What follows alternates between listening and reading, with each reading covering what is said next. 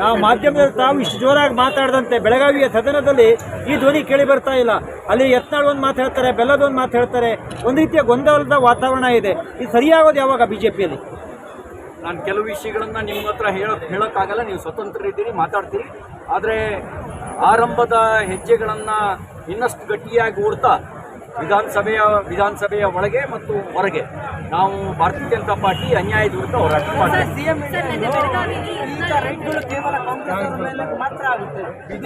ನೋಡಿ, ಅವ್ರು ಪ್ರಾಮಾಣಿಕರಿದ್ರೆ ಭಯ ಯಾಕೆ? ಈಗ 351 ಕೋಟಿ ಸಿಕ್ಕಿದೆಯಲ್ಲ, ಯಾವುದು ಪ್ರಾಮಾಣಿಕತೆ ಹಣನ, ಲೆಕ್ಕ ಇರೋ ಹಣನ?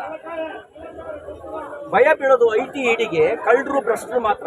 ಸಿದ್ದರಾಮಯ್ಯನವರು ಯಾಕೆ ಭಯ ಬೀಳ್ತಾರೆ? ಅವ್ರು OST ಟ್ಯಾಕ್ಸ್ ಸಂಗ್ರಹ ಆಗ್ತಿರೋದು ಎಲ್ಲಿ ನನ್ನ ಮನೆಗೂ ರೈಡ್ ಆಗಿಬಿಡುತ್ತೆ ಅನ್ನೋ ಭಯನ? ಒಂದು ಗಾದೆ ಮಾತಿದೆ, ಕಳ್ಳನ ಹೆಂಡತಿ ಡ್ಯಾಶ್ ಡ್ಯಾಶ್ ಡ್ಯಾಶ್ ಅಂತ. ಭ್ರಷ್ಟರು ಒಂದಿನ ಜೈಲಿಗೆ ಹೋಗಲೇಬೇಕು. ಯಾರೇ ಭ್ರಷ್ಟಾಚಾರ ಮಾಡಿದ್ರು ಜೈಲಿಗೆ ಹೋಗಲೇಬೇಕು. ಉಪ್ಪು ತಿಂದವರು ನೀರು ಕುಡಿಲೇಬೇಕು. ಇದು ಇವತ್ತು ನೆನ್ನೆ ಗಾದೆ ಮಾತಲ್ಲ, ಸಾವಿರಾರು ವರ್ಷಗಳ ಗಾದೆ ಮಾತು. ಉಪ್ಪು ತಿಂದವ್ರು ನೀರು ಕುಡಿಲೇಬೇಕು, ಭ್ರಷ್ಟಾಚಾರ ಮಾಡಿದವ್ರು ಜೈಲಿಗೆ ಹೋಗಲೇಬೇಕು. ಯಾರಿದ್ರೇನು ಸಂಪನ್ನರು ಹೆದರಬೇಕಾಗಿಲ್ಲ. ಸಿದ್ದರಾಮಯ್ಯನವರೇ, ನೀವು ಸಂಪನ್ನರಾದರೆ, ನೀವು ಭ್ರಷ್ಟಾಚಾರ ನಡೆಸ್ತಾ ಇದ್ರೆ ನಿಮ್ಗೆ ಯಾಕೆ ಹೆದರಿಕೆ?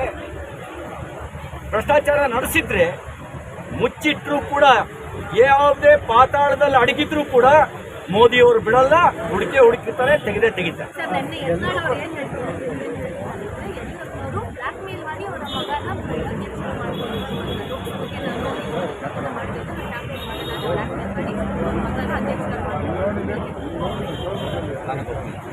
ಸರ್, ಇದಕ್ಕೆ ಒಂದು ಆ್ಯಡ್ ಮಾಡಬೇಕು. ಯತ್ನಾಳ್ ಇನ್ನೊಂದು ಮಾತಾಡ್ತಾರೆ, ನನ್ನೂ ಸೇರಿಸಿ ಬೊಮ್ಮಾಯಿಯವ್ರನ್ನ ಸೋಲಿಸ್ಬಿಟ್ಟು ವಿಜೇಂದ್ರ ಅವರು ದುಡ್ಡು ಕೊಟ್ಟಿದ್ರು ಅಂತ. ನಾನು ಆ ಎಲ್ಲ ಪ್ರಶ್ನೆಗಳಿಗೆ ನಾನು ಉತ್ತರಿಸೋದು. ಡೆಲ್ಲಿಗೆ ಹೋಗ್ತೀನಿ ಅಂತ ಹೇಳ್ತಾರೆ ಸೋಮಣ್ಣ ಅವರು.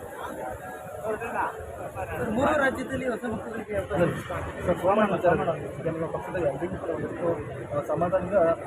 ಸಮಾಧಾನ ಅದು ಯಾವುದೇ ವಿಷಯ ನಾನು ನಿಮ್ಮ ನಡುವೆ ಚರ್ಚೆ ಮಾಡೋಕ್ಕೆ ನಾನು ಬಯಸ್ತೇನೆ.